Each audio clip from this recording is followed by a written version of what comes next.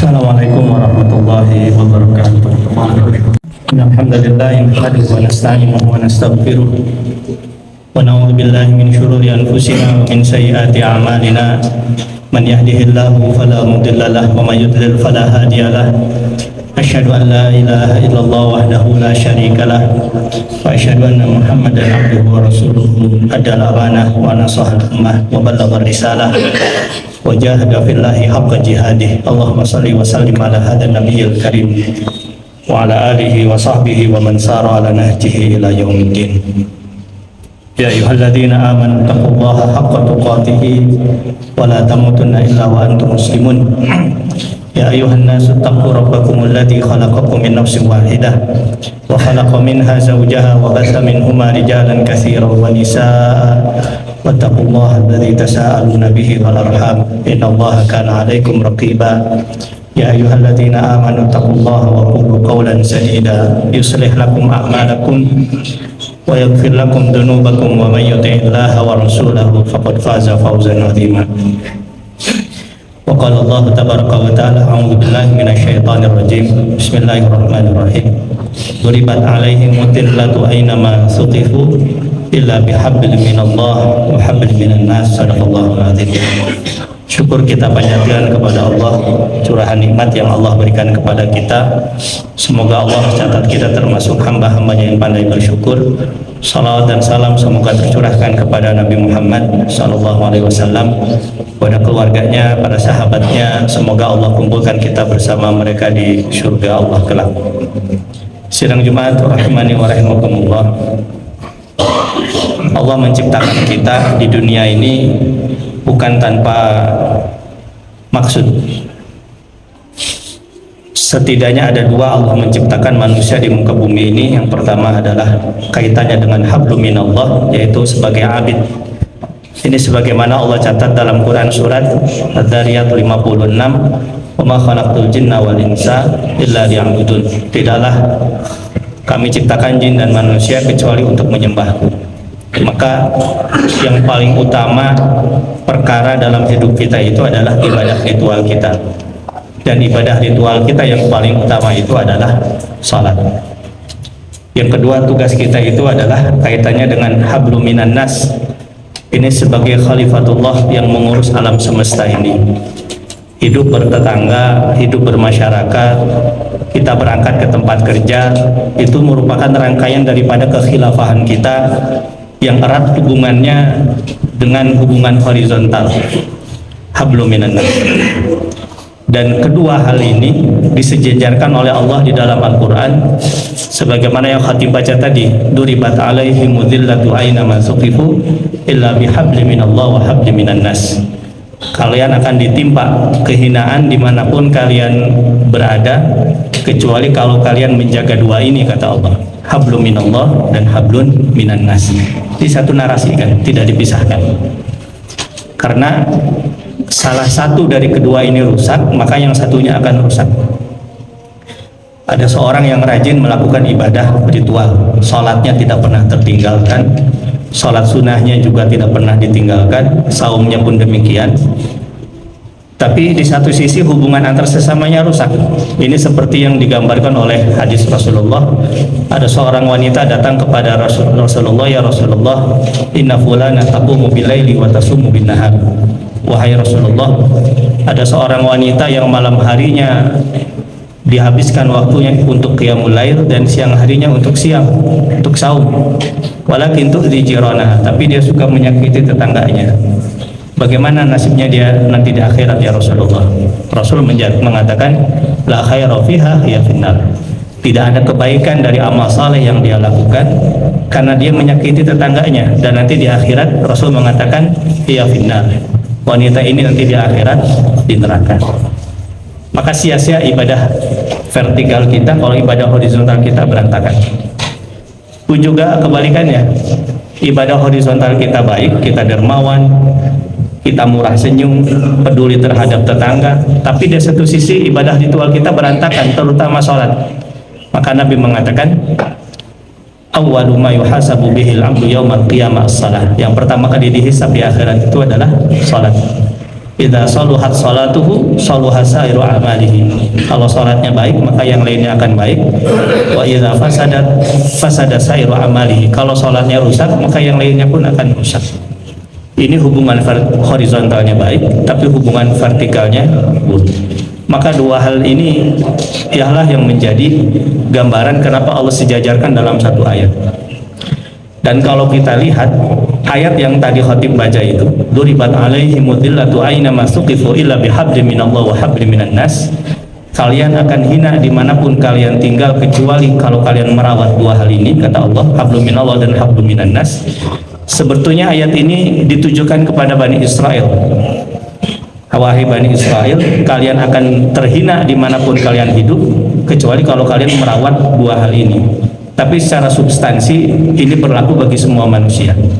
Ada kaidah yang mengatakan al-ibratu bi umumil lafzi la bi khususis sabab. Pelajaran itu dari keumuman lafaz, bukan dari kekhususan sebab.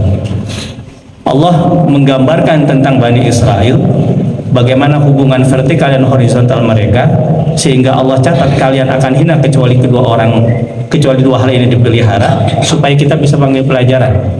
Jangan sampai salah satu, apalagi dua-duanya ini rusak, sebagaimana yang dilakukan oleh Bani Israel. Dan kalau kita lihat sejarah Bani Israel, mereka rusak dari dua hal ini. Hablum minallahnya rusak. Bagaimana tidak rusak sementara mereka menjadikan sesuatu menjadi anak Tuhan. Waqala Uzair, waqala al-yahudu Uzair ibnullah. Orang Yahudi mengatakan Uzair adalah anaknya Allah. Ini merusak hubungan vertikal kepada Allah. Pun juga orang-orang Nasrani, mereka mengatakan Isa bin Maryam atau Isa putra Maryam itu adalah anaknya Allah, anaknya Tuhan. Ini merusak hubungan vertikal kepada Allah Subhanahu wa taala. Sehingga Allah katakan dalam Al-Qur'an, seakan-akan yang itu akan pecah karena mereka mengatakan Allah itu punya Tuhan. Ini hubungan vertikalnya yang rusak.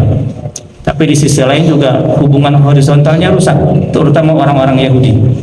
Allah katakan dalam Al-Quran, la tajidanna asyaddan nas adawatan lil ladzina amanu yahuda wal ladzina asyraku. Kalian akan melihat orang yang paling keras permusuhannya kepada umat Islam adalah orang-orang Yahudi dan orang-orang musyrikin.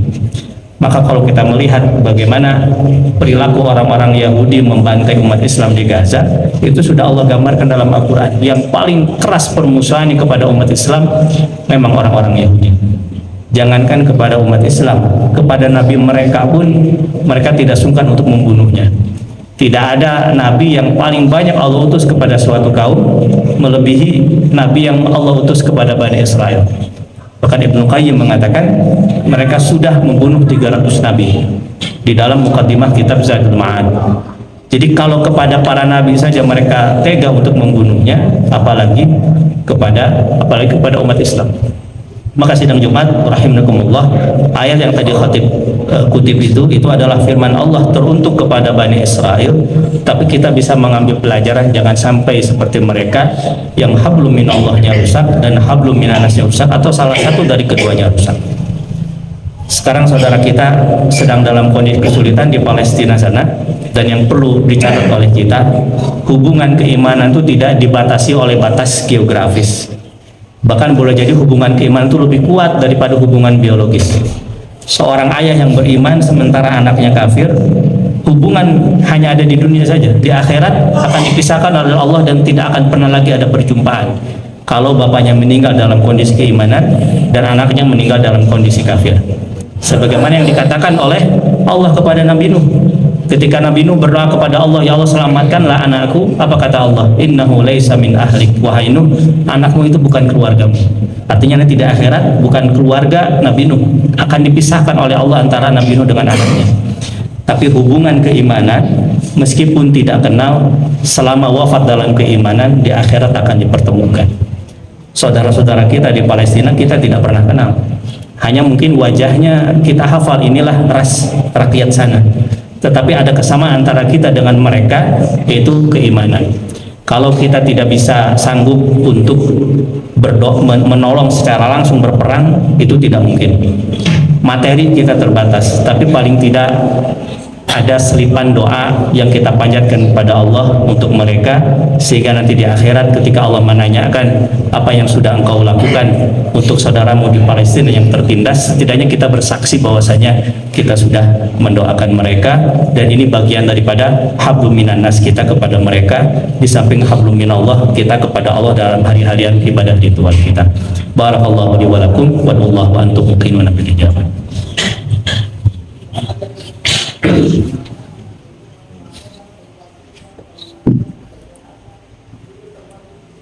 Alhamdulillahi wa kafa, wassalatu wassalamu ala rasulihil ladzi istafa, al-mab'uts bil qur'ani hudan wa shifa. Asyhadu an la ilaha illallah wahdahu la syarikalah wa asyhadu anna Muhammadan abduhu wa rasuluhu alladzi la nabiyya ba'dah. Sidang Jumat rahimana wa rahimakumullah. Betapa berharganya nyawa orang beriman. Dulu ada seorang wanita muslimah di suatu pasar di Madinah, roknya disingkapkan oleh seorang lelaki Yahudi. Ketika itu ada seorang lelaki muslim melihat perilaku orang Yahudi ini, seketika refleks membela keimanan dan persaudaraan. Akhirnya laki-laki Yahudi ini dibunuh oleh laki-laki muslim yang menyaksikan perilakunya. Maka kemudian setelah dia membunuh orang Yahudi ini, kemudian saudara dari orang Yahudi ini balik membunuh lelaki yang tadi membela wanita tadi. Akhirnya ketika itu gonjang-ganjing di Madinah, dan ketika itulah meletus yang namanya perang Bani Mustalik. Ini satu orang yang dilecehkan, dibunuh, kemudian dilecehkan wanita tadi. Rasul sampai mendeklarasikan perang. Artinya betapa besar pedulinya Rasulullah kepada sesama orang beriman. Sementara di Palestina sudah puluhan ribu orang. Dan yang perlu dicatat, di antara sebab kemenangan Bani Mustalik itu adalah keikutsertaan orang-orang di luar Madinah dalam peperangan tersebut. Ini artinya apa? Butuh kontribusi dari pihak luar, dan kita termasuk pihak luar, maka cara kita tiada lain adalah mendoakan mereka. Maka mudah-mudahan kita tidak pernah melupakan mereka, dan mudah-mudahan nanti di akhirat ketika Allah menanyakan apa yang sudah kita lakukan untuk mereka, setidaknya kita sudah mendoakan mereka. Itulah yang bisa kita lakukan semaksimal mungkin. Allahumma shalli ala Muhammad hamdan yuwafi ni'amahu wa yukafi'u mazidah. Ya Rabbana lakal hamdu kama yanbaghi li jalali wajhikal karim wa 'azimi sultanik. Allahumma ighfir lana wa ikhwanina alladziina sabaquna bil iman wa la taj'al fi qulubina ghillan lil ladziina amanu rabbana innaka ra'ufur rahim. Ya muqallibal qulub tsabbit qulubana 'ala dinik. Allahumma ighfir lana wa liwalidina warhamhum kama rabbawna shighara. Allahumma ighfir lahum warhamhum wa'afihim wa'fu anhum wa akrim nuzulahum wa wasil mudkhalahum. Allahumma ij'al qabrahum rawdatan min riyadil jinan wa la taj'al khufratan min hufarin niran. Ya muyassir kullal asir yassir umurana, ya syafiyal amrad ishfi mardana wa mardal muslimin. Rabbana atina fid dunya hasanah wa fil akhirati hasanah wa qina adzabannar. Subhana rabbina rabbil izzati amma yasifun wa salamun alal mursalin walhamdulillahi rabbil alamin. Innallaha ya'murukum bil 'adli wal ihsan wa ita'i dzil qurba wa yanha 'anil fahsya'i wal munkari wal baghi ya'idzukum la'allakum tadhakkarun wa la dzikrullahi akbar wallahu ya'lamu ma tasna'un.